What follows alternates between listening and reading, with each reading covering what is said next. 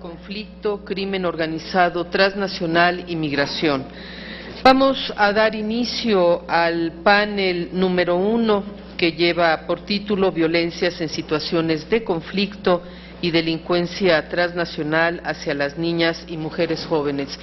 Y antes de iniciar, quisiera nuevamente darles la más cordial bienvenida a todas, a todos los aquí presentes, a quienes están enlazados a través de las tecnologías de información y comunicación, a los medios de comunicación, muchísimas gracias, y agradecer nuevamente a la maestra Margarita Guillé por su gentil invitación para estar esta mañana acompañándole en el acto inaugural y en este panel que me honro en moderar. Reciban todas y todos ustedes un saludo de la Escuela Nacional de Trabajo Social de la UNAM a mi cargo. El panel que vamos a iniciar va a tener el siguiente formato. Cada una de las panelistas, todas ellas son mujeres, contarán con 12, máximo 15 minutos de exposición. Voy a ir presentando a cada una de ellas y al término del panel, si el tiempo nos lo permite, que espero que sí, abriremos un espacio para el debate, la reflexión y retroalimentación. Luego entonces vamos a dar inicio con la participación de Luz Piedad Saicedo Delgado. Ella es investigadora del Centro Regional de Derechos Humanos y Justicia de Género Humanas de Colombia. Bienvenida y vamos a dar inicio a su participación. Bueno, muchas gracias a Margarita Guillé y a la Red Interamericana de Refugios que nos ha cursado esta investigación. Me parece muy pertinente para este debate, el que se va a desarrollar hoy y mañana, hacer unas reflexiones en torno a las dinámicas que se están generando en las áreas urbanas para entender de alguna manera cómo es que estas redes de trata de personas actúan y en qué contexto se articulan. Y para ello voy a recurrir a una investigación que desarrollé en la Corporación Humanas, de la cual hay un artículo publicado en un libro que se llama Tierra y Territorio y un libro que se llama Mujeres en Territorios Urbanos de Inseguridad. Las dos publicaciones son posibles de descargar gratuitamente de la página de Humanas para quienes estén interesados. ¿Estamos ante qué? En estas dinámicas que yo no quisiera llamar nuevas, sino más bien dinámicas que se presentan en distintos ciclos y que aprovechan una serie de factores instalados dentro de las ciudades. En Colombia podríamos ubicar, por lo menos en la región en la que yo vivo, que es el centro, la capital de la ciudad, una dinámica de delincuencia organizada transnacional desde la década de los 70 y que desaparece y se articula con posterioridad de acuerdo con los nuevos ciclos que se presentan ligados con las alianzas que se hacen con distintos sectores en general de poder que encuentran en estas redes delincuenciales transnacionales posibilidades de ganar posiciones frente a otros actores con igual poder y que hacen alianzas con la policía, con los partidos políticos, en la que se involucran sectores comerciales, industriales, para sacar ventaja, ya sea económica o, como dije, de poder. La reflexión que hago pues surge del último ciclo que estamos viviendo en Colombia, que data más o menos del 2005 y tiene que ver con la desarticulación de la estructura paramilitar tal y como se venía desarrollando en Colombia, muy ligada a una política de exterminio de la insurgencia, de la cual sacaron provecho distintos sectores económicos y políticos en el país y que con la firma de los acuerdos con este grupo pues se generó una reestructuración.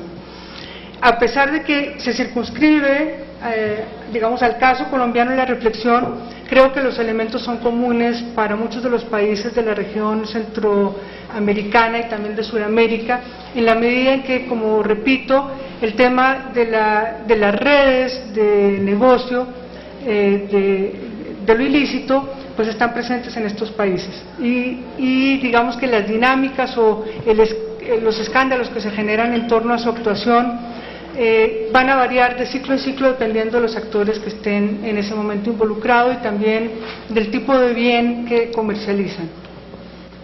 Estamos ante unas redes que negocian con lo ilícito, y ese ilícito pueden ser armas, ese ilícito pueden ser drogas, ese ilícito pueden ser personas. De manera muy importante, cuando se trata de negociar con personas, se negocia con mujeres y en concreto con la sexualidad de las mujeres. Y estas redes, lo importante es que para poderlas entender, digamos, intentar enfrentarlas y también analizar la forma como algunos instrumentos internacionales podrían ayudarnos a combatirlas. Margarita hacía referencia tal vez a la dificultad de hacer uso del Estatuto de Roma. Habría que pensar que probablemente el crimen de lesa humanidad podría permitirnos combatir algunas de las acciones que cometen estas redes, en tanto, si bien no estamos frente a actores armados, la tipificación del delito o del crimen de lesa humanidad pues no requiere el carácter de actor armado, en tanto actor que está digamos, controvirtiendo el orden establecido o que se declara insurgente o en contra del Estado. Y tal vez esa sea una clave si pensamos en que, digamos, este puede ser un instrumento si pensamos que estos actores actúan en territorios, utilizan territorios y dentro de esos territorios involucran a la ciudadanía, utilizan a la ciudadanía y se articulan con ella.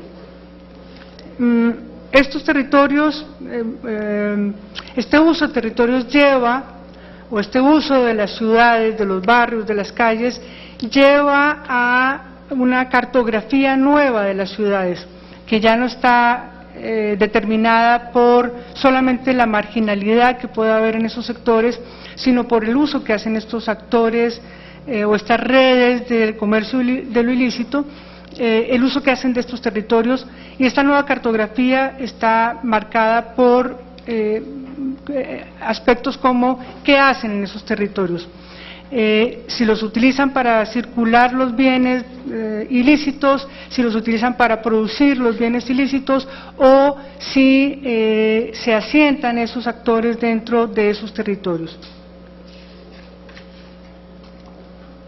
Un análisis cartográfico pensando en cómo se territorializa una ciudad o cómo más bien la territorializa un actor que trafica con lo ilícito podría ser una clave para poder actuar en esa ciudad.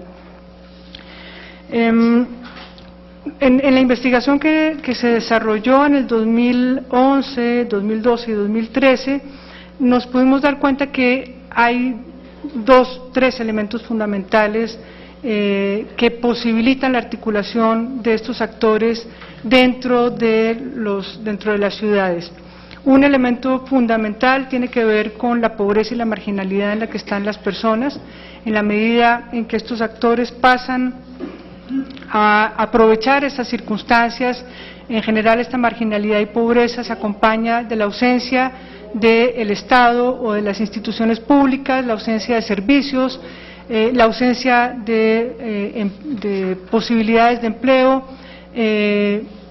La gente está, digamos, sometida al rebusque y a su creatividad sin ningún tipo de alternativa acompañada por el Estado o dirigida por el Estado. Este es un entorno absolutamente favorable para la entrada de actores que trafican o que negocian con lo ilícito.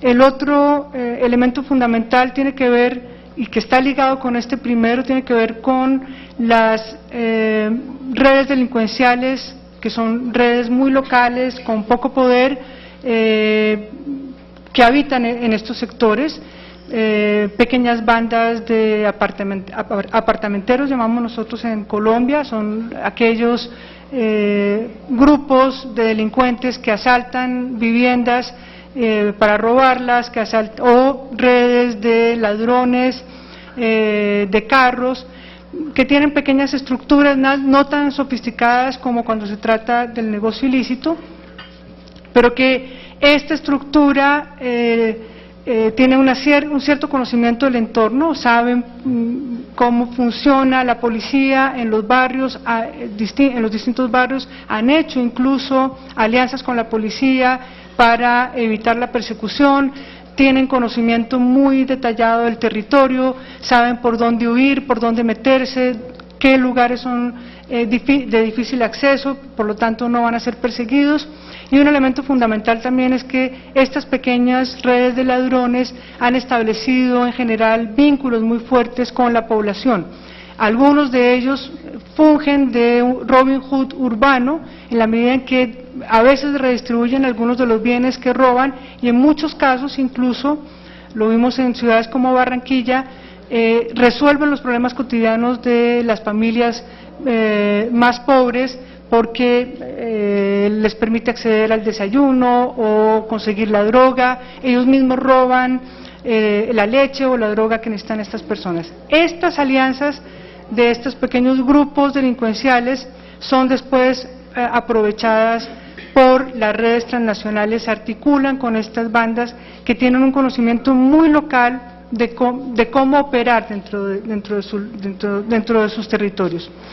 El otro elemento muy importante tiene que ver con los estereotipos de género y en sociedades en donde los hombres tienen, digamos, el mandato de proteger a las mujeres y tienen el mandato de hacerlas respetar, son sociedades muy proclives a ajustarse muy bien con estas redes violentas, porque la demostración de masculinidad se lleva a cabo a partir del uso de la fuerza, de la violencia y del uso de armas. Es mucho más fácil involucrar a jóvenes en este tipo de redes que por demostrar que son varones, realmente varones, van a acceder a entrar a estas redes de delincuencia transnacional. Es la oportunidad además de demostrar que son tan competentes como los banqueros o que son tan importantes como los banqueros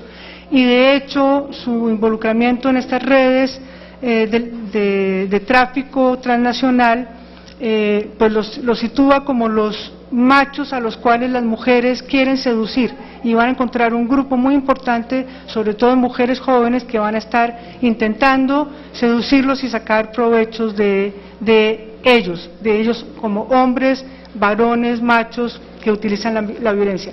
Efectivamente el correlato, estos hombres son estas mujeres que los persiguen, entonces hay un reforzamiento de los estereotipos también femeninos en el sentido de mujeres que solo están pensando en depender de hombres poderosos, dejan de lado las posibilidades de ser autónomas en la vida y empiezan a hacer un manejo de su cuerpo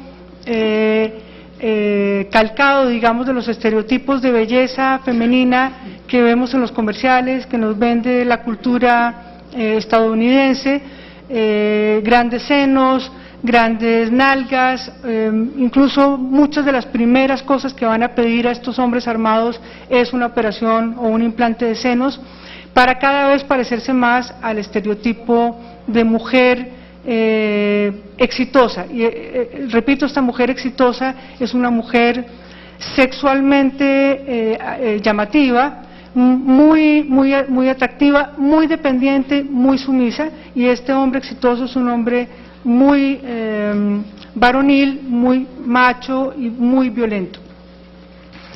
Esto cada vez, digamos, este es un círculo que cada vez va creciendo más en la medida en que las personas exitosas son aquellas que se involucran con lo ilícito, vamos a encontrar hombres cada vez más parecidos a este macho que estoy describiendo y mujeres cada vez más parecidas a estas mujeres.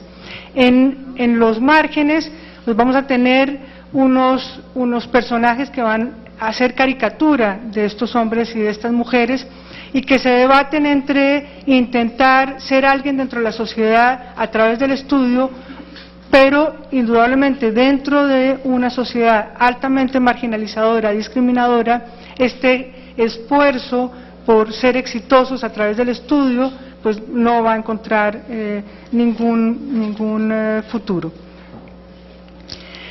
Estos son espacios altamente proclives a la trata de personas. Si analizamos cuáles son las mujeres que en este momento están siendo tratadas, por lo menos en Europa, para no pensar solamente en el espacio latinoamericano, encontramos que son las mujeres que provienen de países que han tenido descensos importantes en sus economías y que tuvieron transformaciones muy fuertes. Característicamente las mujeres que son tratadas en este momento en Europa son las mujeres que provienen de los países del este, rumanas por ejemplo. Entonces hay una clara relación entre la trata de mujeres y la situación económica por la cual están atravesando los países o los lugares, porque hay que recordar que no solamente es la trata de personas no es solamente una problemática ligada a la migración. En Colombia cada vez encontramos más mujeres tratadas dentro del propio país, mujeres nacionales tratadas dentro del propio país. Me parece muy importante hacer referencia, digamos, a las características de estos actores que están dentro de las urbes y las dificultades de su persecución. Antes, voy a hacer referencia a Colombia en particular, antes era muy fácil para los pobladores urbanos y las pobladoras urbanas pobres saber quién estaba al frente de quién era el comandante paramilitar. Es más, ese conocimiento les permitió en muchos momentos negociar la salida, la liberación de alguien o negociar la posibilidad de que no actuaran en algunas zonas. Con la desestructuración del paramilitarismo y su reconfiguración en las distintas bandas que hoy operan en el país, seguramente algunos de ustedes han escuchado hablar de los rastrojos, los paisas, etcétera. Este conocimiento sobre quién manda, qué tipo de negocios maneja, dónde están, quiénes son, se volvió tremendamente difuso. Y tal vez esa es una de las dificultades en la persecución de este crimen. En los lugares concretos donde operan, nadie sabe efectivamente quién es el que está regentando esa red. Se conoce al pequeño delincuente, al joven gatillero, al que dispara o al que está ejerciendo control sobre las zonas, pero ni siquiera él sabe para quién trabaja. Evidentemente, también el otro elemento que hace muy difícil la persecución es la gran capacidad económica y la gran capacidad de corrupción que tienen estos actores. Entonces, si en los barrios, en las cuadras, al único que podemos identificar es al rango más bajo, los que están en los rangos altos están absolutamente protegidos por el dinero que están ofreciendo a las autoridades policiales, a las autoridades judiciales, la gran capacidad de permear las estructuras legales del país. Yo cerraría aquí, tal vez podemos profundizar algunas cosas en la discusión. Muchas gracias. Muchísimas gracias, Luz Piedad, por esta participación. Y quiero comentar que lamentablemente no tenemos el tiempo para leer toda la semblanza curricular de nuestras panelistas, que sería extraordinario, por eso las presentamos de manera muy concreta y sucinta, pero bueno, sabemos de su trayectoria y de todo el trabajo que han realizado durante años. Muchas gracias, Luz, por su participación, y damos paso a la participación de nuestra siguiente panelista. Ella es la maestra Nelly Montealegre, fiscal especial para los delitos de violencia contra las mujeres y trata de personas de la Procuraduría General de la República en México.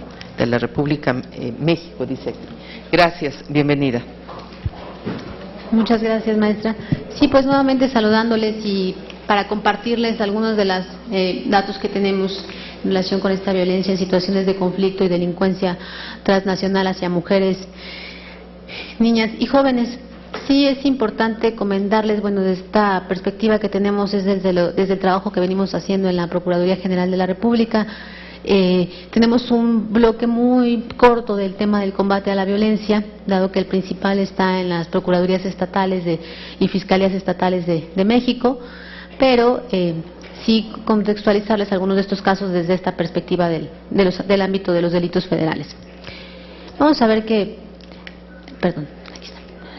La violencia sexual, ya lo han estado comentando, se ha estado reiterando cuando está vinculada a conflictos armados. Es un abuso grave, ya nos lo dijo el secretario general de la ONU, Ban Ki-moon, ¿no? Esta posibilidad de que una mujer sea agredida, desafortunadamente, es muy alta y tampoco ha disminuido en el combate que se ha hecho a nivel del mundo. Sin comentar que la violencia sexual, como lo dijimos, comprende no tan solo la violación, sino también la esclavitud, también la esterilización forzada, que ha sido un tema que nos ha ocupado mucho, el ir combatiendo este tipo de conductas en algunos lugares de México e incluso, bueno, pues la información que tenemos de otros países. Sí, esta violencia sexual pues se utiliza como una forma de represalia para generar un miedo, tortura. Y aquí me voy a permitir comentarles dos casos que han sido fundamentales para el Estado mexicano, específicamente en el tema de violencia sexual. Tenemos dos sentencias de la Corte Interamericana de Derechos Humanos del año 2010. Dos mujeres indígenas, son por separado, sin embargo han ido caminando de manera conjunta e incluso representada por la misma organización, por Tlachinolan. Una mujer, Valentina Rosendo Cantú, que en el mes de febrero de 2012 fue abusada sexualmente, fue violada por militares, justamente porque no entregó información. Y la pregunta tal cual era esa: ¿dónde están la guerrilla? Y ella, al no contestar, ella estaba lavando en el río. 17 años tenía, acababa de nacer su bebé de 3 meses, tenía su bebé 3 meses. Y este caso yo creo que ha sido para mí uno de los más emblemáticos. Yo creo que lamentablemente es uno de los mejores ejemplos de toda la forma de violencia sexual que puede vivir una mujer y las consecuencias que esto le trae. Una vez que esta joven denuncia, su esposo se va, porque todos se burlaban de él porque le decía: tu mujer fue la mujer de los militares. A ella la dejan, su comunidad la abandona. A ella le pide, la propia comunidad los deja de invitar a las reuniones del pueblo. Y entonces le dicen: ¿sabes qué? Mejor vete, porque por ti, por tu culpa nos van a matar. Les estoy hablando del año de 2002. Estamos en qué contextos: Aguas Blancas, muy cercana a los hechos que sucedieron lamentablemente en Aguas Blancas, unos hechos de violencia muy fuertes hacia comunidades indígenas. Y la propia comunidad le dijo: vete, y su propia familia le dijo: vete porque si no, ya no vamos a seguir participando con el pueblo. Y ella sale con su hija, sale de esa comunidad y busca justicia, y tarda hasta 2010 que se emite la sentencia de la Corte, y donde justamente en uno de los párrafos señala en su resolución la Corte Interamericana que este hecho de violencia extrema hacia ella, traducido en la violación, es una total vulneración a los derechos humanos de ella. Y han pasado mucho más años todavía para que ella pueda ir sintiendo que se da un derecho de acceso a la justicia. Y ella lo dice, el año pasado se ofreció la disculpa pública, y ella muy claramente nos dice: para mí este es el momento en que se me hizo justicia. Su comunidad la volvió a aceptar, ella regresó a su comunidad, pudo regresar a visitar a su familia. Y entonces ella dice: para mí este es el tema de justicia. ¿Por qué? Porque me rechazaron, porque todo el mundo me señaló, porque todo el mundo me objetó lo que decía, no me creían. Su esposo la dejó, no ha vuelto a saber de él. Él se fue a vivir a los Estados Unidos y nunca volvió a saber de él. Su esposo no conoce a su hija ahora, tiene una hija ya la niña ya está grande.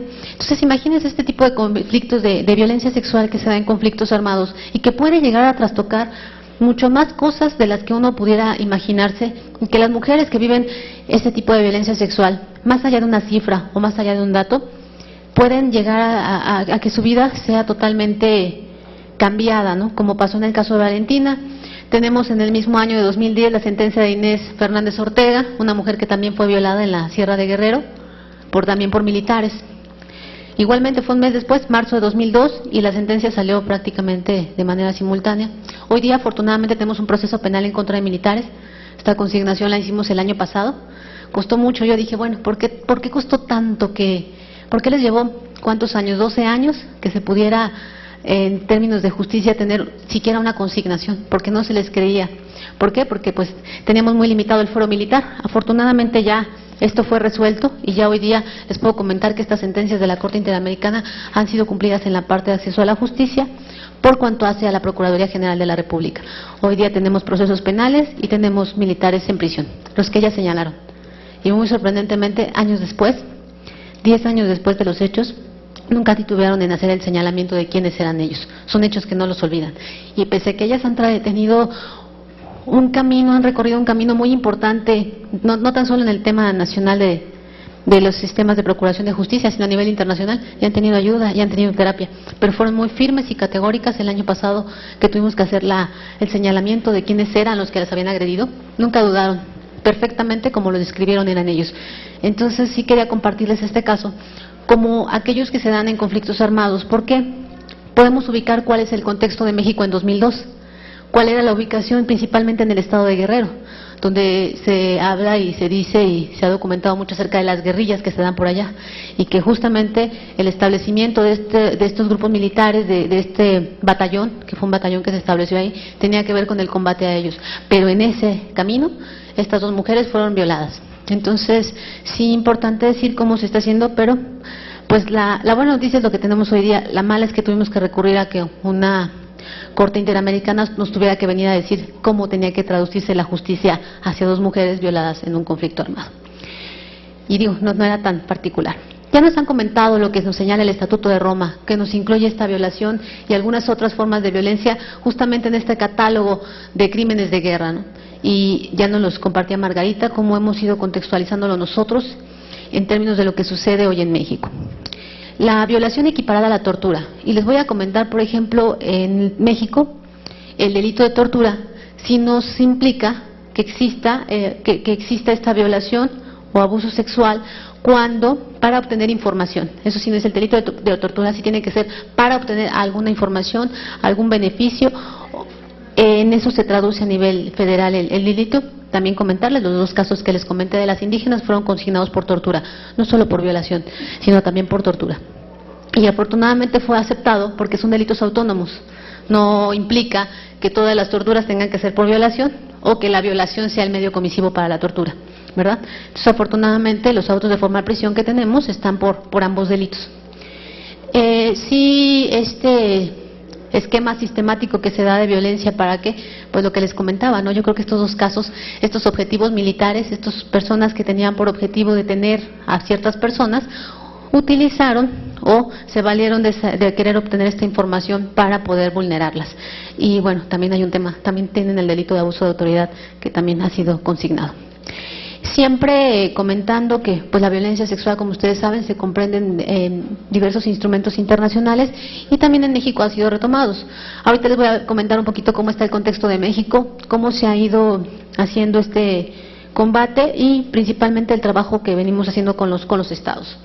Cifras que siempre nunca nos van a dejar llamar la atención, y ya nos compartían aquí Luz, cuál es el tema desde Colombia, ¿no? Y fíjense justamente lo que digo, no señalando ni focalizando ningún país, sino citando lo que señalan en el informe de violencia sexual también del secretario general de la ONU, que en los países en los cuales se atribuyen delitos sexuales a grupos irregulares o tropas gubernamentales están estos. Y como único país nos ubican a Colombia. Yo no sé si el registro sea correcto, yo no sé si a lo mejor no todos los países o todos los estados entregamos la información que nos piden, porque la verdad ellos se basan en la información que entregamos los países, y el mayor requerimiento siempre al Estado mexicano pues es dar las cifras, y a veces las cifras no nos coinciden. Siempre tratamos de identificar lo más que se puede, pero hay estados que registran distinto, la federación registra distinto, y entonces ya no tenemos la posibilidad de tener una claridad. Aquí únicamente nos identifican a Colombia. Yo no sé si esto pueda ser real o más bien se trata de un registro que los demás países no entregamos, y por eso Colombia solamente es el único que está ubicado. En un contexto de migración siempre tenemos que hablar de una vulneración a los derechos humanos, desafortunadamente. Hoy día comentarles la gran preocupación que ha transmitido el gobierno de los Estados Unidos a México. Todas estas mujeres migrantes, principalmente de Centroamérica y menores de edad, que son las que no pueden ellos repatriar, embarazadas. Este gran número que ni siquiera ellos nos comentan, ni siquiera ellas estaban enteradas de que estaban embarazadas. Al llegar allá y al hacerles la revisión por ser menores de edad y ver que tienen alguna afección, se dan cuenta que están embarazadas. Tienen una alta preocupación ellos por este contexto. No vamos más lejos, hace unos días el presidente de los Estados Unidos declaró que se van a ocupar más de tener mayores extensiones en estos lugares de retención de menores de edad, pero el importante número es de ver que estas niñas fueron violadas en el camino, donde estos mitos o estas historias que se han construido en la comunidad de Centroamérica, la comunidad migrante de Centroamérica, donde saben que al tener que pasar por México tienen que invariablemente o tomar pastillas anticonceptivas o inyectarse, porque seguramente serán violadas. Y bueno, el reflejo está allá, está en los Estados Unidos, donde tienen hoy día un número importante de niñas embarazadas. Y esto, pues finalmente no estamos viendo la vulneración que se sucede en este país, en México, en vulneración a sus derechos humanos. Y este es otro efecto colateral de esta violencia que sufren las mujeres en cualquier etapa de su vida como consecuencia del crimen organizado. Entonces sí, por ahí hubo un reporte muy importante, Reporte Índigo publicó esto el fin de semana pasado, lo pueden leer. La verdad es que hace un análisis muy específico de todo lo que está pasando por México, y ellos me dicen, ¿y cómo investigamos? ¿Quién la violó? Tenemos muchas pruebas de aquel lado para poder saber quiénes son aquí, pero tal ha sido el fenómeno de la violencia y lo exacerbado y lo incontrolable que está, que para identificar a estos agresores pues va a ser muy complicado. Pero además de todo, ahí tenemos niños, ¿no?, producto de esta agresión sexual, que van a tener que llevar y arrastrar con esto pues toda su vida, y una mamá pues frustrada, una niña mamá, ¿no? Ahorita les voy a compartir las cifras por aquí que están en cuanto al tema del embarazo infantil. La violencia sexual en este contexto, sí vamos a ver todos este tipo de testimonios, lo que les comentaba, esta leyenda que se ha construido donde quieres pasar México, tu pastilla anticonceptiva o tu inyección anticonceptiva, porque si no puedes resultar embarazada en este camino, será invariable que suceda. Y también cómo se van dando, cómo los traficantes van detectando estas vulnerabilidades, ¿no? Cómo van identificando a estas potenciales víctimas, principalmente en los pasos del tren, famoso llamado Tren de la Bestia, porque por eso Guanajuato, por eso el Estado de México tiene un asentamiento muy importante de comunidad migrante. Y últimamente el fenómeno que se nos ha desatado, que no teníamos identificado en la trata, que es el de maras, de la comunidad mara. La Fiscalía, como uno de los trabajos más que realiza, tiene un refugio, y ahí vamos identificando un poco el contexto de la violencia y de los casos que nos llegan, y recientemente nos están llegando de maras. No quiero decir que recientemente se hayan involucrado ellos en la trata, sino que apenas están llegando los casos de violencia, de trata de personas por grupos de maras, y que es un tema más, que decíamos más de Centroamérica, ¿no? Y no, tenemos el efecto hoy día aquí en México, y principalmente con mujeres de nacionalidad hondureñas, que es un poco preocupante también ahí. En esta coexistencia que tenemos hoy día en el refugio nos damos cuenta de muchos fenómenos, de cómo ellas reproducen la violencia, y sí compartirles que hemos identificado principalmente niñas hondureñas o personas menores de edad, mujeres menores de edad hondureñas, vienen de contextos de violencia extremos. En el refugio hemos tenido casi gente de varios países, y hemos identificado que las niñas de Honduras están desarrollando un fenómeno de violencia verdaderamente por encima de las niñas guatemaltecas, salvadoreñas, ecuatorianas. Verdaderamente las niñas solamente están reflejando lo que vivieron en su país, y esto nos alarma, nos va dando ciertos indicadores a nosotros. Como comentábamos, la trata de personas, ya nos lo decía la senadora Angélica de la Peña, este negocio tan rentable, este negocio que no se agota en el primer uso, ¿verdad?, sino por el contrario, no es como la grapa que se agota en el primer consumo, o las armas, sino más bien las víctimas de trata, esta posibilidad que dan de explotarse continuamente, invariable número de veces. Es por eso que las hace muy rentables. Voy a presentarles aquí esto, ya nos compartió un poco Luz ahí, en el tema de cómo está el tema, la migración. Este es un reporte de UNODC. Y por ejemplo, en México el año pasado, durante 2013, el mayor número de personas víctimas de trata que tuvimos en la FEBIMTRA fueron de Europa del Este. Yo siempre comento, ¿cuántas partes, cuántas áreas, cuántos filtros tienen que pasar si estamos hablando de mujeres que vienen desde Europa del Este para llegar a México a ser explotadas? Ahí evidentemente no identificamos solamente un tratante, ¿verdad?, o una red de delincuencia organizada nacional, sino más bien una transnacional, que tienen que pasar por todos esos filtros y todos estos países. Algunas de ellas no llegan directamente a México, pasan vía Panamá. También tenemos el contexto de cuál es el tema de seguridad o libertad que existe en otros países como Panamá, pero muchas de ellas ahí las vamos a identificar, principalmente fue en México, y vamos viendo a las centroamericanas. Y Estados Unidos para nosotros, para México, es el principal destino de víctimas mexicanas de los Estados Unidos, también compartirles. Y bueno, ya ubicándonos, porque estoy a punto de agotar mi tiempo, tengo un minuto. En México, ¿cómo andamos en el tema de tipificación? Ya nos comentaba compañero de Cancillería. de cuál se ha sido esta tipificación de feminicidio o femicidio, tenemos ya tipificado el delito. Hay algunos estados, como el estado de Chihuahua, que lo agravó solamente por el hecho de ser mujer. Y digo, Chihuahua, yo creo que todas ustedes que son expertas en el tema ubican muy bien el contexto de Ciudad Juárez. Entonces solamente ellos en Chihuahua agravaron por el hecho de ser mujer. Baja California Sur, Michoacán, y ellos lo hacen homicidio agravado cuando es por feminicidio. Y en el caso de Nayarit, que se agravó cuando es por condiciones de misoginia. Que bueno, cada quien ahí tuvimos una diversidad. Por eso les digo que a veces el registro no nos sale igual. Ese es el tema. A veces, por más que queramos subir, pues son peras con manzanas y no nos van a dar.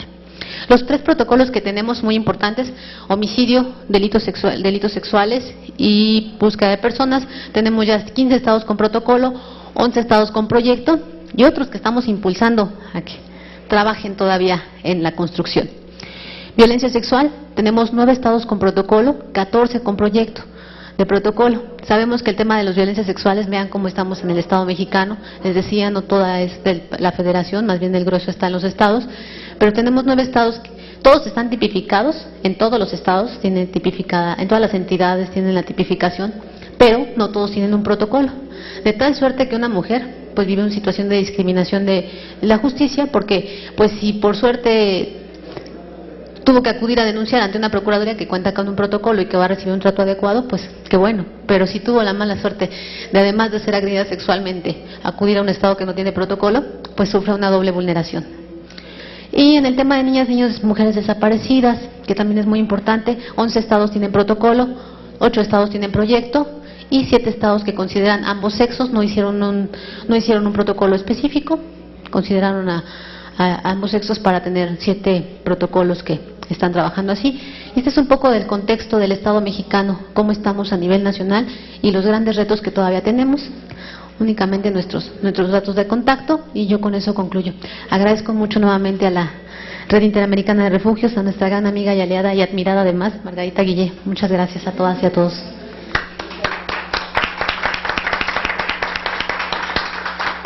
Muchísimas gracias a la maestra Nelly Montealegre, fiscal especial para los delitos de violencia contra las mujeres y trata de personas de la Procuraduría General de la República en este país.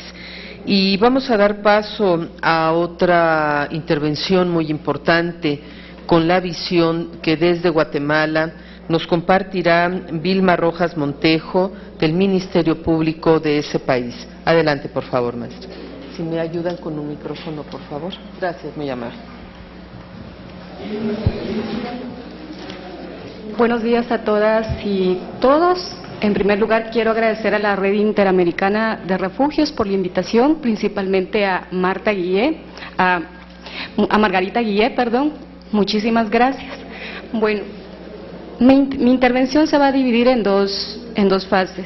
La primera es la violencia contra las mujeres en contexto de conflicto armado, y especialmente voy a comentarles el caso de 15 sobrevivientes de violencia sexual durante el conflicto armado que vivió mi país, y la violencia contra las mujeres y las niñas en contextos de crimen organizado. Para poder abordar esta problemática tenemos que partir primero de una premisa. Bueno, tenemos que partir primero de que el cuerpo, la vida de las mujeres ha estado bajo el control y el dominio hegemónico de los hombres. Creo que de esa manera podemos entender cómo la violencia contra las mujeres está dirigida. A partir de ahí, a partir de ese contexto, darnos cuenta cómo hemos naturalizado la violencia, la hemos normalizado, y cuando hay acciones como este tipo, nos parece irrisorio. ¿Y por qué les menciono esto? Porque cuando en Guatemala el movimiento de mujeres empieza a impulsar una ley que tipifique el delito de violencia contra las mujeres, los diputados y diputadas se rieron y dijeron, ¿cómo es posible si eso no existe? Y a partir de ese sistema patriarcal se nos permite y se nos aprueba la ley de violencia intrafamiliar, una ley que es neutral, que no tipificaba en ese momento el delito de violencia contra las mujeres, entonces se diluían nuestras exigencias. Y en el año 2008 pues ya se aprueba la ley contra el femicidio y otras formas de violencia contra la mujer. Pero antes de seguir con esto, tenemos que partir que en situaciones de conflicto las mujeres sufrimos todas las violaciones de derechos humanos habidas y por haber. ¿Por qué? Porque esas violaciones, esos delitos atentan contra nuestra dignidad. Y a partir de ahí hay dos principales manifestaciones para nosotros. En el conflicto armado que vivió Guatemala, que fue de 35 años, hubieron dos manifestaciones principales. Una violencia sexual sistemática, generalizada y dirigida contra las mujeres por el hecho de ser mujeres.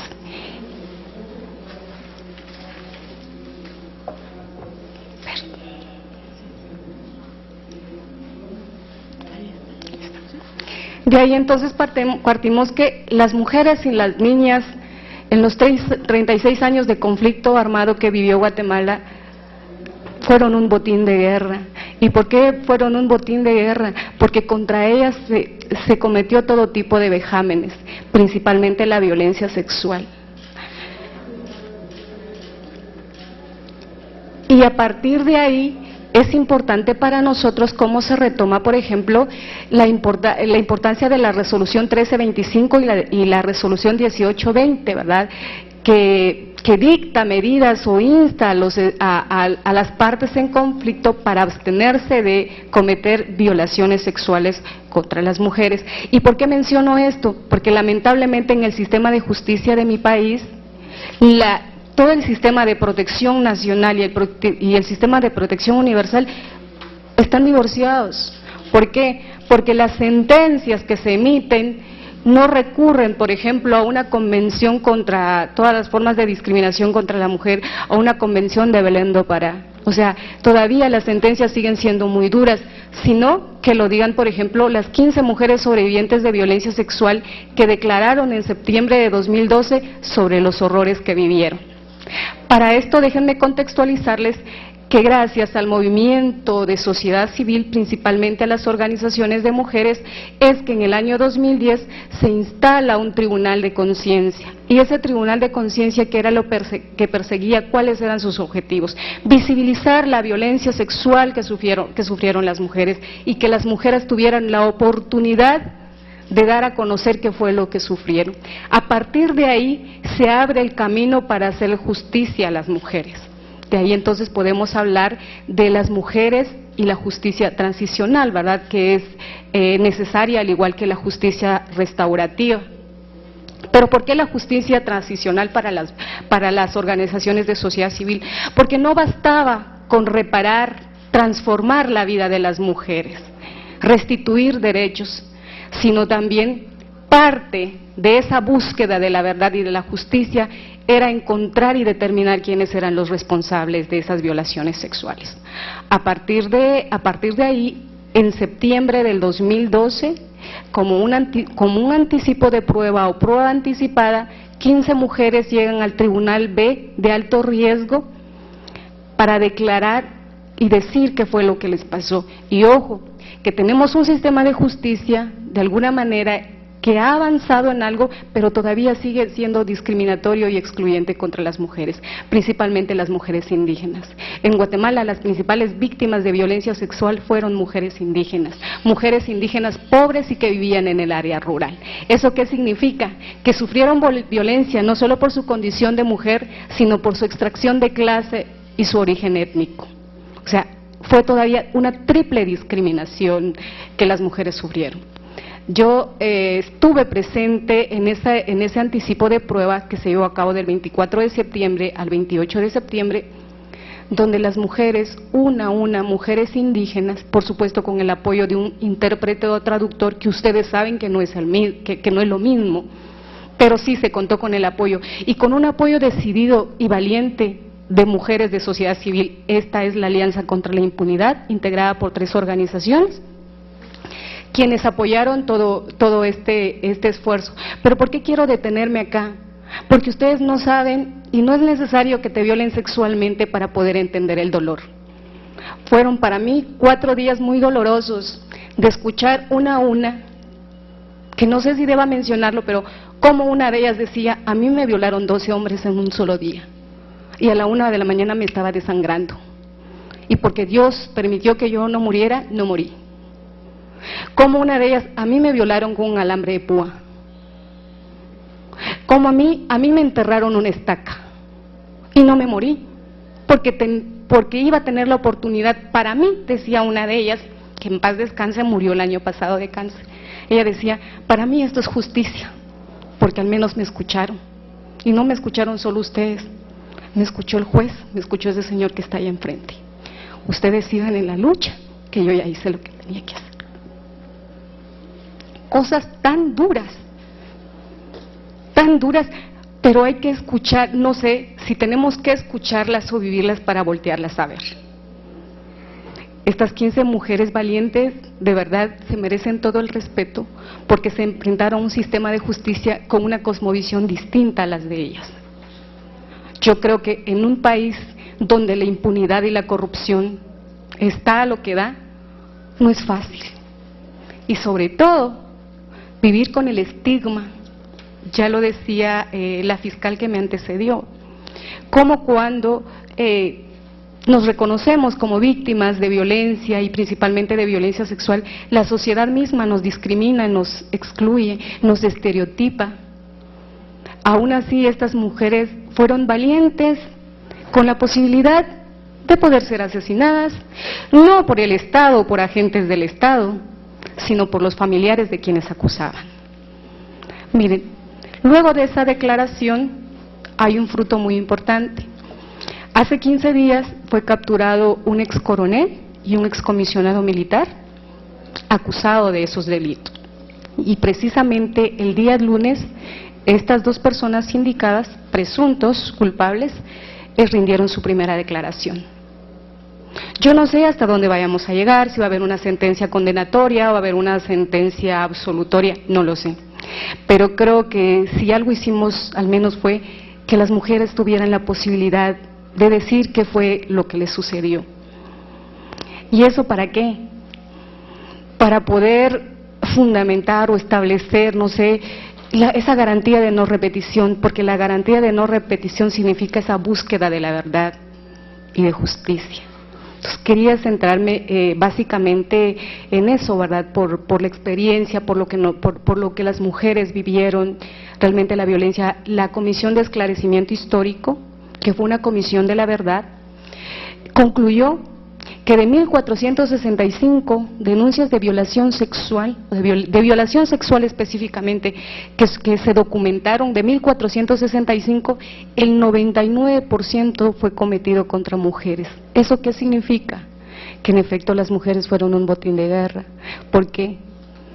Porque sirvieron como una venganza contra el enemigo interno, y el enemigo interno en ese momento pues era el movimiento guerrillero. Voy a quedarme hasta acá con esta parte.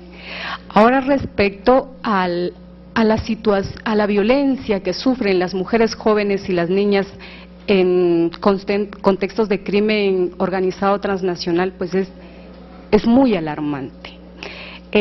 Ya lo dicen diferentes informes de Naciones Unidas, como por ejemplo la trata de personas, que es una nueva violencia en el sentido de que se visibiliza, no es que no haya estado sucediendo, como esa esclavitud del siglo XXI, es una violencia, una violación a derechos humanos que es alarmante, y que todavía cada vez los índices son más altos en el sentido de que a partir de la globalización, el crimen organizado transnacional ha mejorado sus procedimientos, sus mecanismos para tratar, para traficar, para intercambiar a las mujeres, a las niñas y a los niños. ¿Qué hacer al respecto? Yo creo que aquí debe haber un esfuerzo muy grande, principalmente en países como los nuestros, países centroamericanos que están en un posconflicto, y me refiero a Nicaragua, El Salvador, Guatemala, donde las situaciones de pobreza son alarmantes y lo único que queda es emigrar a los Estados Unidos. eso pone una condición de vulnerabilidad principalmente a las mujeres, a las niñas. Nuevamente cito a la fiscal, como por ejemplo una amiga médica me decía, mira, me dijo, fíjate que atendía a una niña, me dijo, tiene 14 años. Y ella me lo mencionaba porque creyó, nosotros tenemos una ley contra la violencia sexual, explotación y trata de personas, y ella creyó que por ahí podíamos hacer algo, porque en esa ley los embarazos en niñas menores de 14 años, independientemente que cuenten con el consentimiento de las niñas, las relaciones sexuales, es violación. Entonces ella me decía, mira, fíjate que hay una niña, ella se va a los Estados Unidos y llegó para que yo le inyecte y le dé anticonceptivos. Y ella me dijo que sabe que tiene que llevar condones, porque no solo puede contagiarse de una enfermedad o de un embarazo, no puede ser solamente un embarazo, sino contagiarse de una enfermedad. Entonces yo le dije que eso no era posible, que necesitaba a su papá y a su mamá para que dieran el consentimiento. Yo no sé mucho de leyes, me decía ella. ¿Y sabes cuál fue la sorpresa? Que ella vive con la abuelita. Entonces, y me dijo, mi mamá y mi papá están en los Estados Unidos. Ella puede ser una víctima, pero así, en potencia, de trata de personas. Entonces, ¿qué tenemos que hacer? Principalmente los países que estamos involucrados. La trata de personas ya no solo es un problema nacional, es un problema de todos y de todas, principalmente de países centroamericanos y de México. ¿Qué tenemos que hacer? Establecer una coordinación interinstitucional, pero no basta con una coordinación interinstitucional, tiene que hacerse una coordinación entre países. De hecho, nosotros, preocupados ante este problema, le comentaba a Margarita el día de ayer que tenemos ya un primer encuentro el 14 y 15 de julio, Honduras y El Salvador, que le llamamos un encuentro del trifinio, porque hay un convenio entre estos tres países, un convenio de cooperación, en el que tenemos como principal objetivo fortalecer la investigación criminal y la persecución penal contra delitos cometidos contra mujeres y principalmente la trata de personas. ¿Esto qué significa? Que los tres sistemas de justicia localizados en las áreas fronterizas vamos a sentarnos y ponernos de acuerdo. No solo reflexionar sobre la problemática, porque muchas veces nos llevamos tiempo en estar reflexionando sobre la problemática, pero no tenemos acciones y no tenemos resultados. Y peor aún si nos basamos en estadísticas, y que detrás de esas estadísticas no vemos a personas, no vemos a sujetas de derechos, no vemos a sujetos de derechos. Entonces, este primer esfuerzo va a ser el 14 y 15 de julio. ¿Quiénes van a sentarse en ese encuentro? Se van a sentar policías nacionales, fiscales, investigadores, informáticos, médicos forenses. Y lo que nosotros queremos es tener resultados para llegar a acuerdos y compromisos de cooperación. ¿Cómo vamos a cooperar, por ejemplo, para poder capturar a un agresor, a un tratante, a una red de trata? Por ejemplo, en cuanto a violencia contra las mujeres y el femicidio, nosotros tenemos tipificado el delito de femicidio. Yo tengo entendido que ustedes lo tienen como feminicidio. Por ejemplo, el femicidio ocurrió en Honduras, el agresor se refugia en Guatemala. ¿Cómo hacemos para capturar, para ser más eficiente, que realmente el agresor responda ante la justicia? ¿O cómo hacemos, por ejemplo, para que los indicios, los objetos y prendas de la víctima realmente sean protegidos y se cumpla con una cadena de custodia? Una cadena de custodia esencial para que los casos no se caigan en un debate. Entonces, esos son nuestros primeros esfuerzos. Estamos también muy preocupados por cómo se está dando de una manera alarmante la desaparición de niñas y niños en nuestro país. El sistema de alerta Alba Kenneth, miren, cada día desaparición de niña, y si uno le quiere dar un seguimiento e investigar esos casos, se da cuenta, son siempre niñas, adolescentes. Yo de repente en un mes le decía a una compañera de trabajo, démosle seguimiento a tales casos, porque si te das cuenta, son niñas entre 8 a 16 años, porque el sistema de alerta Alba Kenneth lo que hace es decir la edad, de dónde es, sus padres y principalmente el sexo, ¿verdad? Y si uno quiere darle un seguimiento, entonces son niñas y adolescentes. Otro dato, en el año 2013 la Procuraduría de Derechos Humanos registró 570 víctimas de trata. Un informe de Naciones Unidas dice que por cada víctima de trata descubierta o algo, hay 30 ocultas. Si multiplicamos, por ejemplo, esas 570 que se registraron en el 2013 por 30, son 17,000 víctimas de trata al año en Guatemala, sin contar con que no encontramos a todas y a todos. Imagínense, encontramos 2, 3, cada vez los datos se duplican. Entonces yo sí quiero insistir en dos cosas: en la coordinación que debe de haber entre los países de la región, pero principalmente, y lo que decía Margarita, ¿cómo hacemos para empatar ese sistema de protección nacional de derechos de las mujeres y las niñas con un sistema de protección universal? ¿Cómo hacemos para que en efecto se cumpla con lo que se estipula en el Estatuto de Roma? Que los estados cumplan con la Declaración de Viena. Entonces, bueno, yo creo que lo dejo en el tintero porque ya me pasé los 2 minutos que tenía hace 5 minutos, así que muchísimas gracias.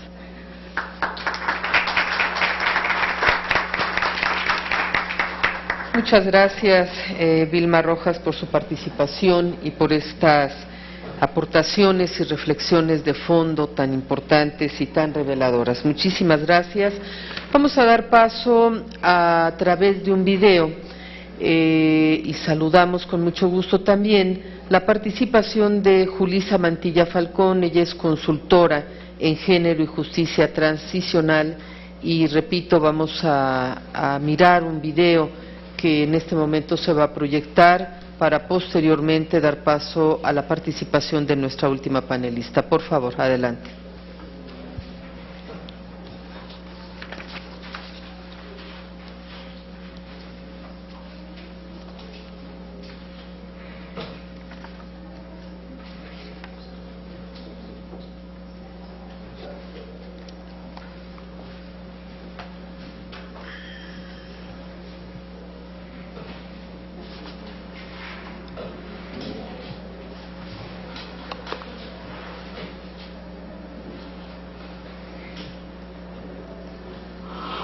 Profesional surge en general de experiencias concretas, fácticas, ante graves violaciones.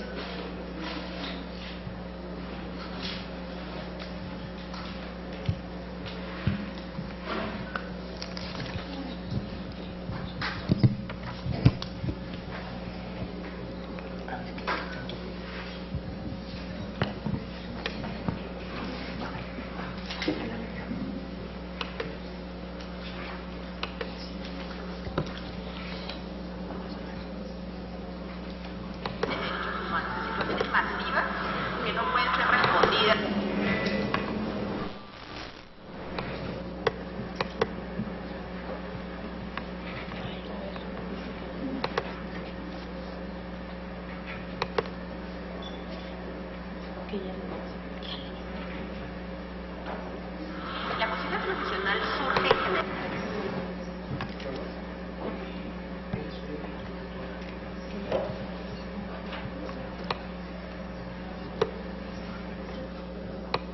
de experiencias concretas, fácticas, ante graves violaciones de derechos.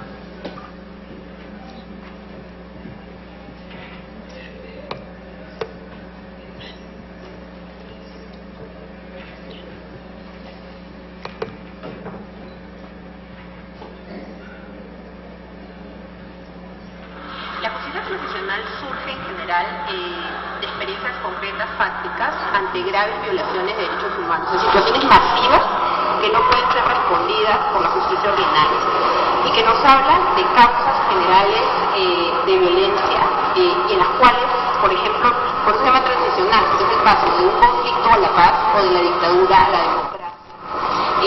Y estos elementos de justicia transicional tienen que ver con la verdad, la justicia y la reparación.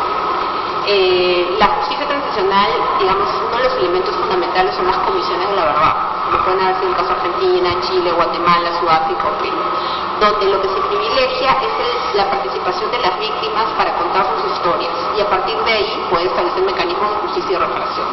Las comisiones de la verdad, por lo general, lo que tratan es de recuperar los hechos y saber qué pasó, por qué pasó y cómo hacemos para que no vuelva a suceder. Los mecanismos transicionales nos enfrentan como sociedad a las situaciones que hemos vivido. O sea, ¿qué es lo que pasó en Argentina para que hubieran tal cantidad de miles de desaparecidos, la sociedad continuara y de qué manera? ¿O qué pasó en Perú? ¿O qué es lo que pasa en Guatemala? El caso de Colombia, por ejemplo, es particular, porque Colombia, estando en pleno conflicto, ha instaurado medidas transicionales y también está en negociaciones por acuerdos de paz. Es un caso muy, muy particular. Y en todos estos mecanismos, lamentablemente, las mujeres no han sido necesariamente protagonistas. Ha sido a partir de la Convención de la Verdad de Guatemala, luego Sudáfrica y finalmente Perú. La de Perú fue en el 2001, donde se empieza a incorporar la violencia sexual como una grave violación de derechos humanos que debe ser investigada por las comisiones de la verdad y donde se empieza a hablar del análisis de género del conflicto armado. Hay una publicación en Colombia que sacó la Defensoría del Pueblo, me parece, que se llama El conflicto golpea, pero golpea distinto.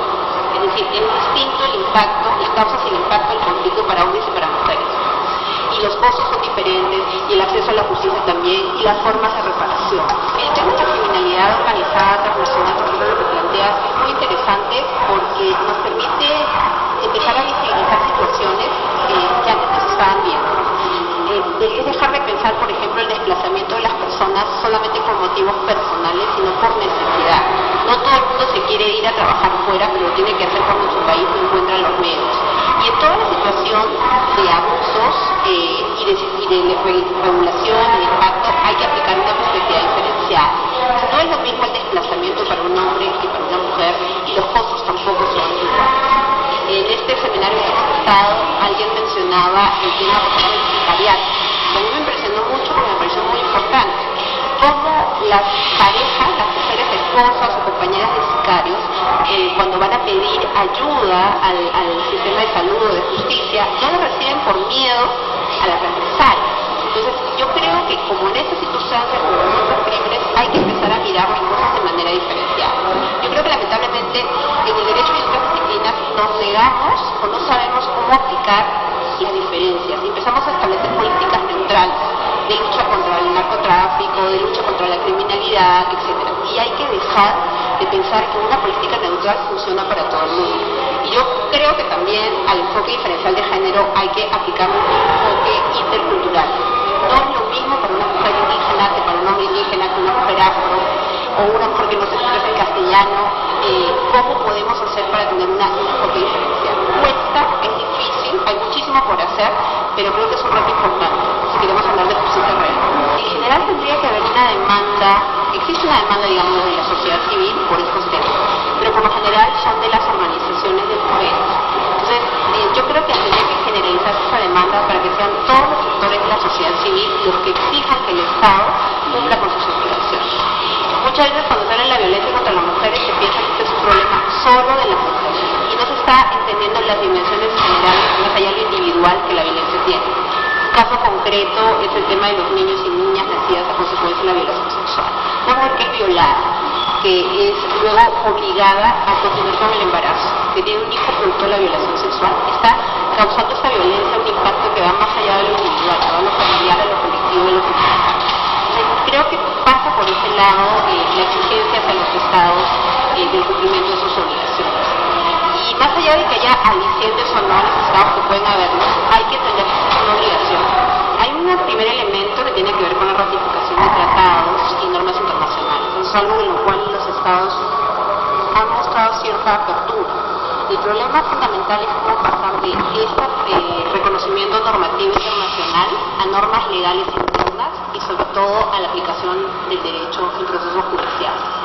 Entonces, lamentablemente el problema no se limita solamente al marco normativo, sino al poder trabajar el derecho con una perspectiva diferenciada. Y hay un ejemplo muy concreto. El tema de la prueba en casos de violencia sexual. En el Perú se detectaron casos de violencia sexual en la época del conflicto entre el 80 y el 2000, y cuando 10 años después, por ejemplo, se iniciaron los procesos judiciales, hubo algunos casos reportados por las organizaciones en las cuales los jueces le pedían a la víctima, no obstante haber pasado por lo menos 10 años, que se sometieran a exámenes médicos, porque eso era lo que establecía el código. Entonces ahí te das cuenta cuando falta una perspectiva de género y una perspectiva que entienda las dimensiones de la violencia sexual, pues es muy difícil que las víctimas accedan a justicia. Entonces yo pensaría que hay que hacer un trabajo con el sector justicia, pero también con el sector de educación, del tema de la salud y la lucha contra la discriminación. Porque la situación de violencia contra las mujeres tiene la base en una discriminación y en una situación de desigualdad.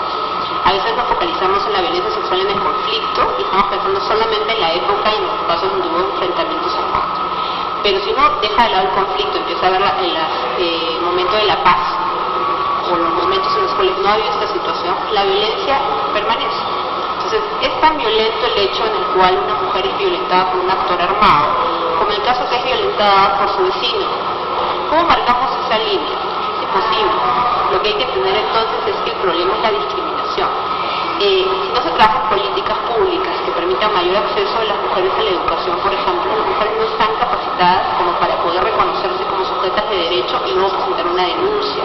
Si yo no trabajo en la formación de los operadores de justicia, hombres o mujeres, para explicarles el costo que significa en el caso de una víctima de violencia sexual, la denuncia, el tema de la prueba, el tema de los testigos, la victimización, yo no voy a encontrar situaciones reales de lucha contra la violencia. Yo creo que hay que entender esta relación que ya lo establecieron los tratados internacionales entre violencia contra las mujeres como una manifestación de la discriminación en la que vivimos. Las mujeres tenemos menos acceso a la educación, menos acceso a la salud, menos acceso al trabajo, y son estas circunstancias, estos ambientes en los que viven las mujeres que van a dificultar la denuncia de los hechos de violencia.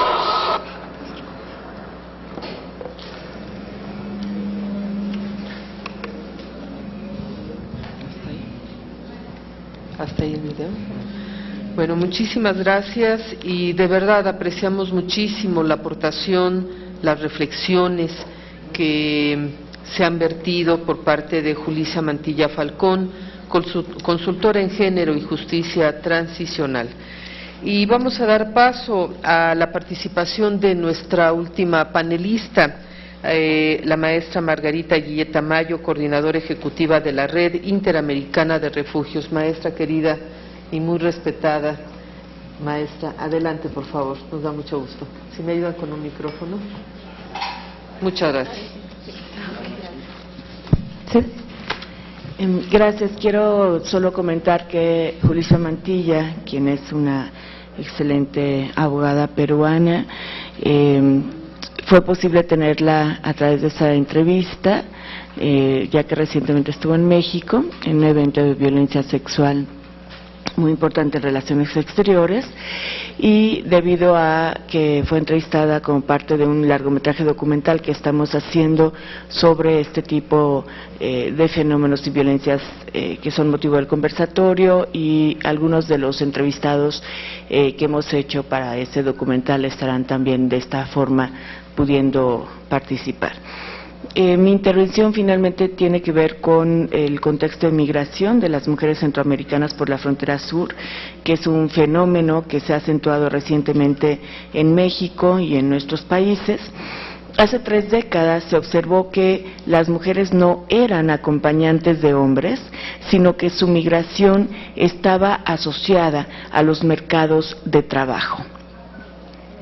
México, por su posición geográfica situada al sur de los Estados Unidos, al norte de Guatemala y Belice, se ha convertido en un país de origen, tránsito y destino de migrantes centroamericanos principalmente.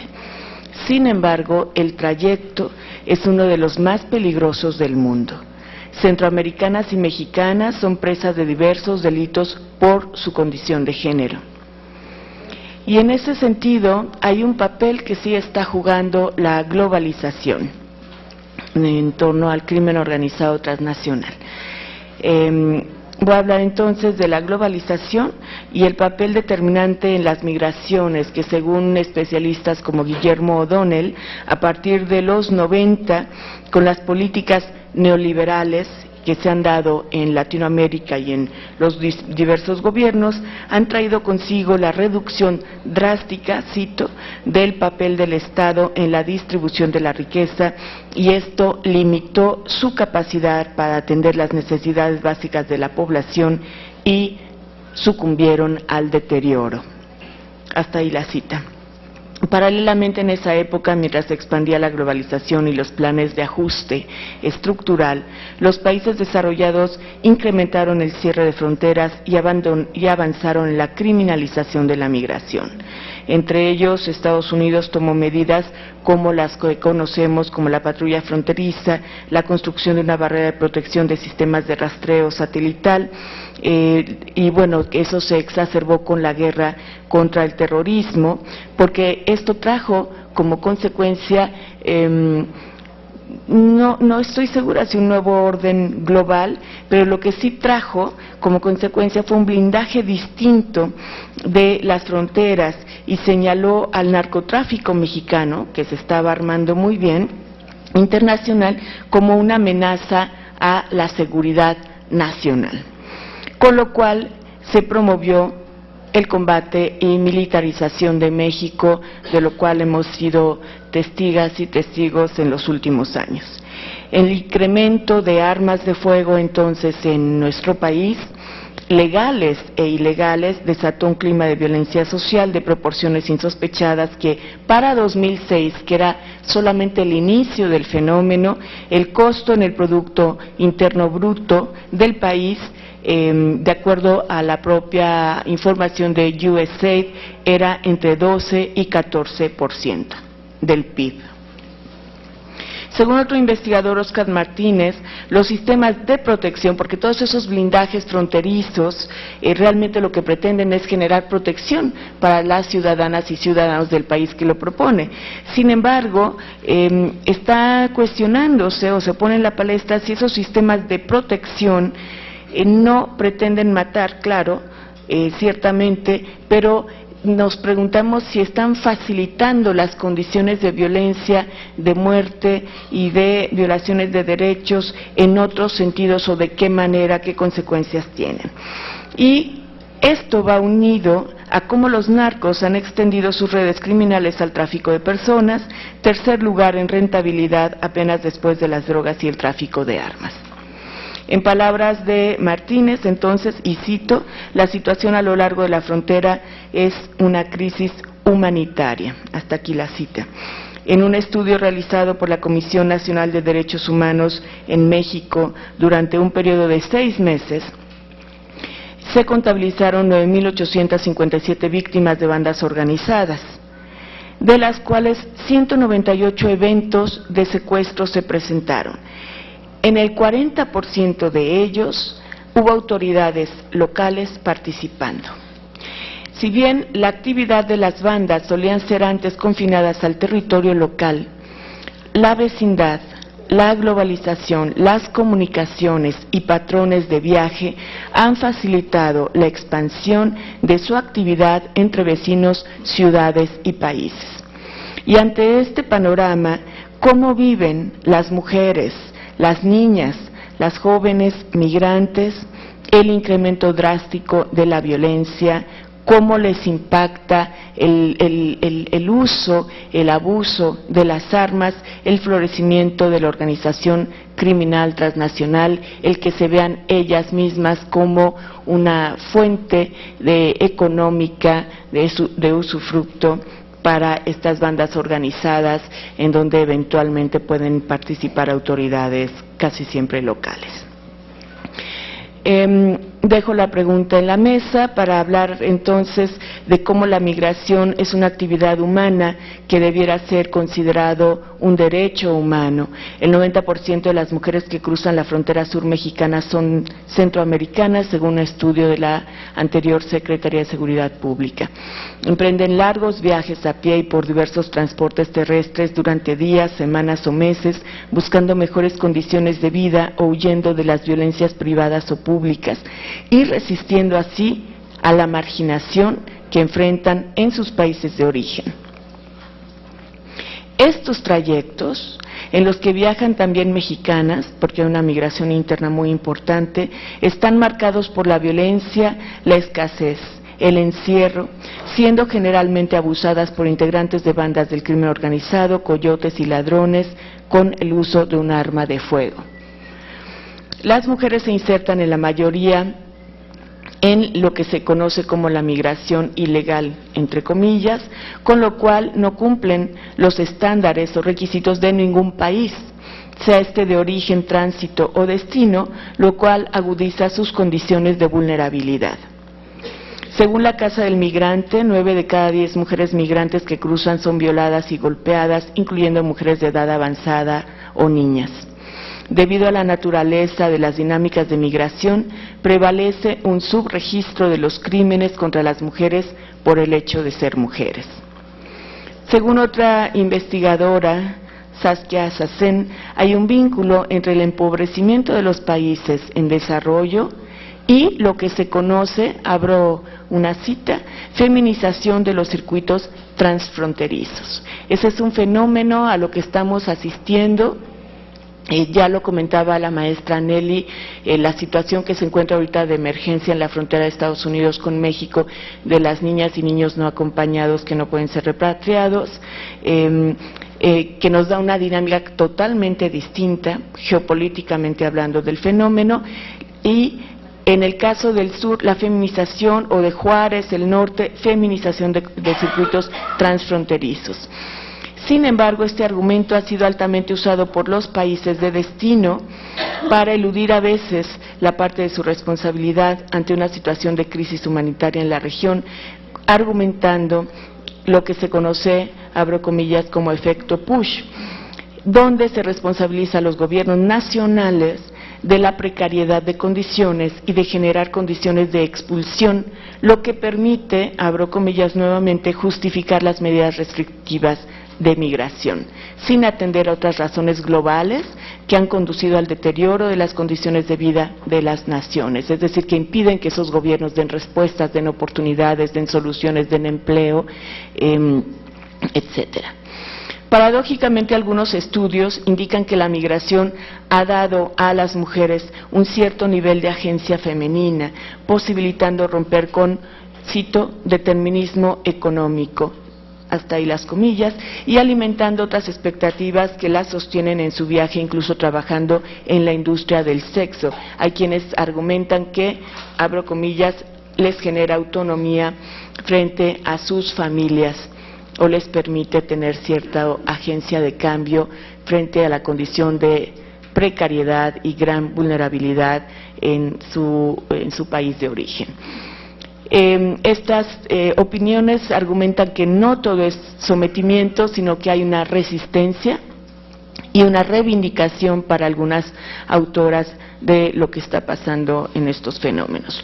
Otras autoras sugieren que las violencias que viven las mujeres migrantes son una expresión patriarcal ante el hecho de que, abro comillas, existan mujeres que quieren progresar, decidir y existir fuera de lo establecido.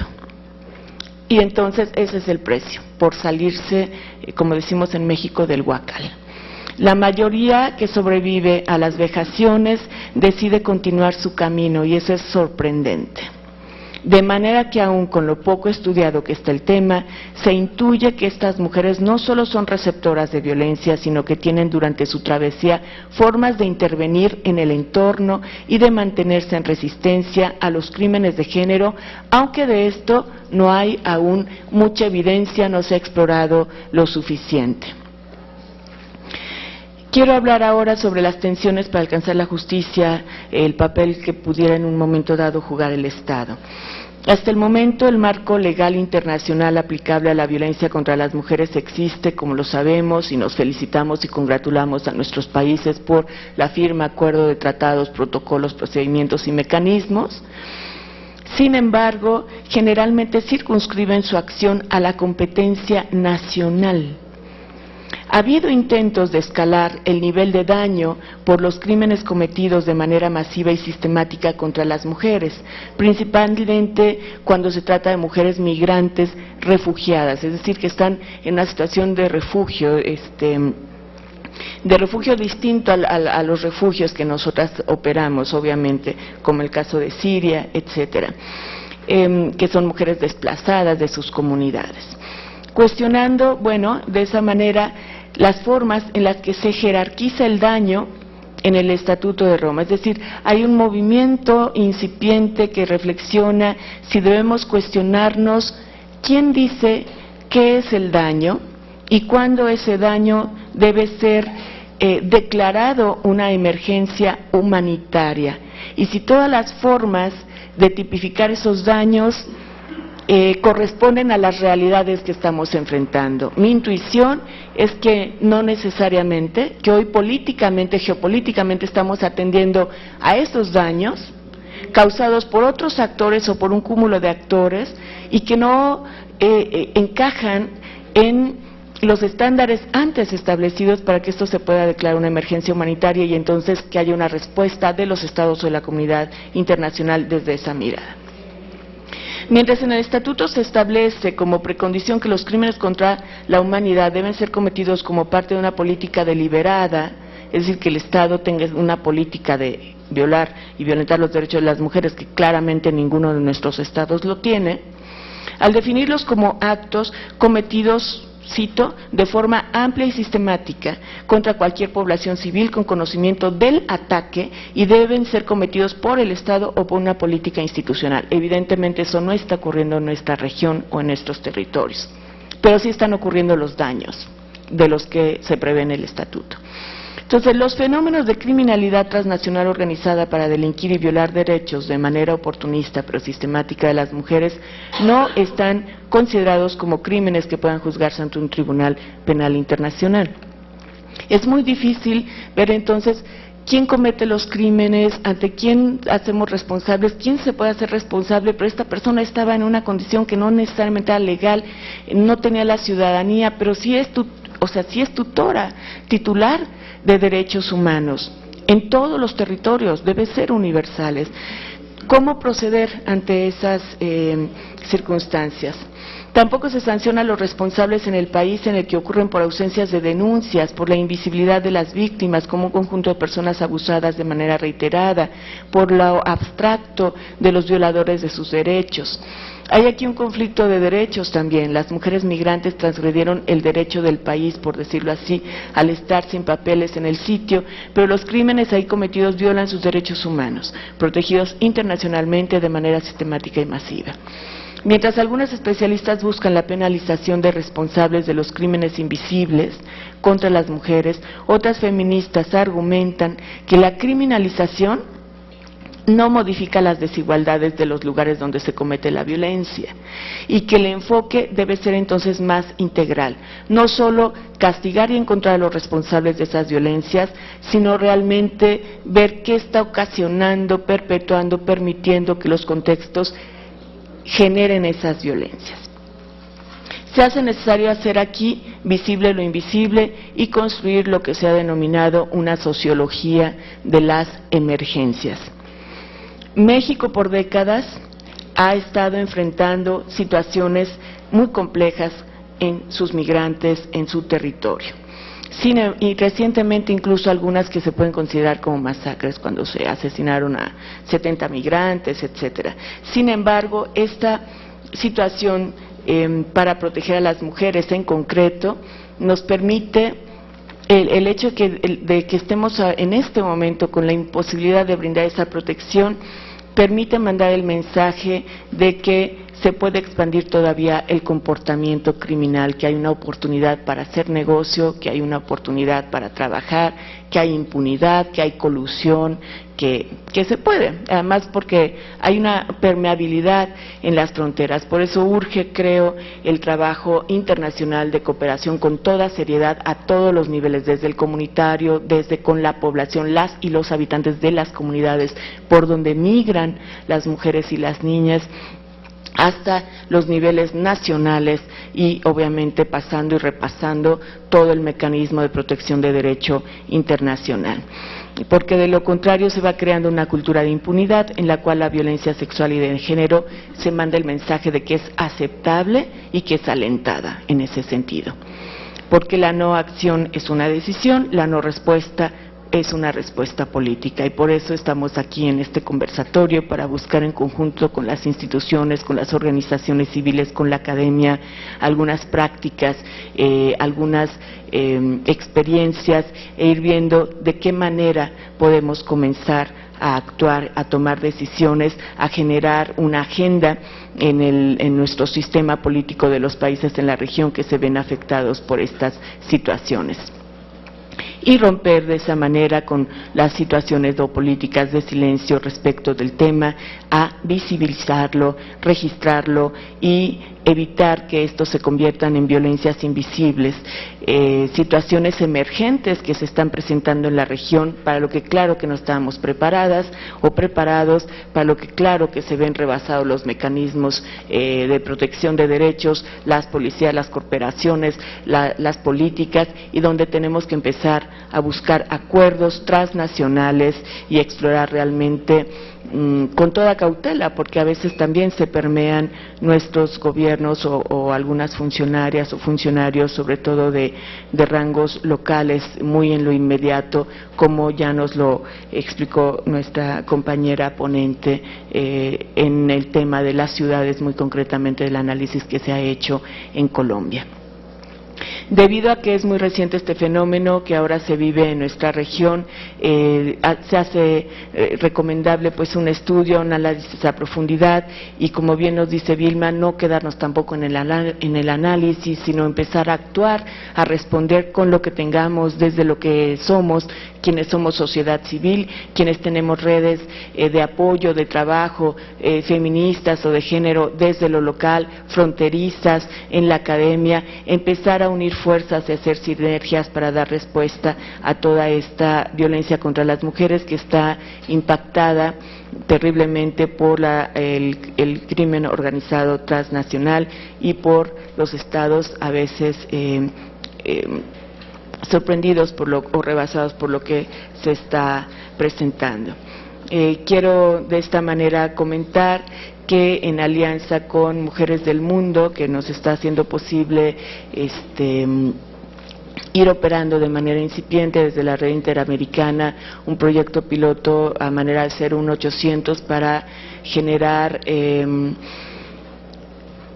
referencias internacionales para algunos casos, porque evidentemente la demanda es muy grande, en donde la víctima, mujer, niña o adolescente, se encuentra en una situación de riesgo extremo y necesita ser repatriada o ubicada en un plan de vida en otro país.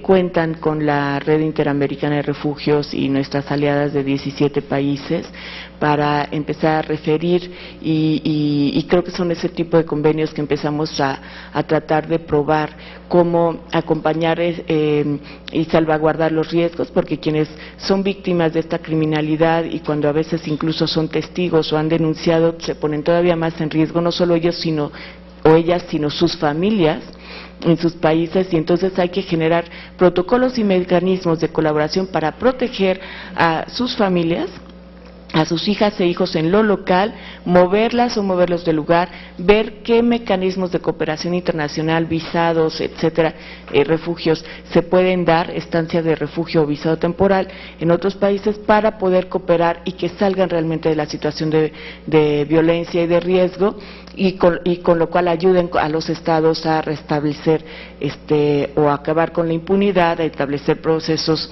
de denuncia, pero siempre y cuando se garantizan ese tipo de derechos. Hemos tenido muy poca experiencia, muy incipiente, pero gracias a la fiscal Nelly, que nos acompaña por ejemplo el día de hoy, con el caso de unas compañeras de Honduras, donde sí hubo que rescatar sus niños de Honduras y se movilizan de un país a otro para poder garantizar que estará bien la familia, no solamente la víctima sino la familia, y generarle una estancia temporal en otro país de una manera distinta para poder salir de la situación de violencia, incluso que coopere con las autoridades hasta donde ella considere pertinente, prudente y sea su voluntad cooperar. Es decir, se necesita trabajar mucho, hay que pensar si necesitamos cambios de identidad, testigos protegidos, de qué manera, cómo no blindarse, porque ahora estamos hablando, bueno, de situaciones de gente que opera en el país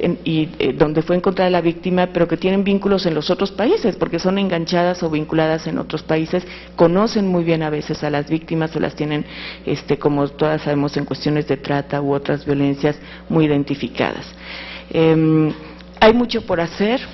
De esta manera, bueno, concluyo mi participación. Estaremos buscando quienes quisieran formar un grupo promotor de este tema, de un equipo nuclear de articulación por temas de organizaciones civiles o gobiernos, irnos articulando en un movimiento de este tipo de conversatorios, seguir reflexionando de manera periódica para ir viendo, bueno, qué agenda, qué ponemos, a qué le apostamos, y no sea nada más un encuentro más donde nos reunimos, reflexionamos y pues nos vamos tristes o contentas, pero pues nos vamos con lo que aportamos, sino que realmente podamos dar continuidad, generar una sinergia desde un papel constructivo para atender este fenómeno que es lacerantísimo para la dignidad y derechos humanos de mujeres y niñas en la región. Muchas gracias.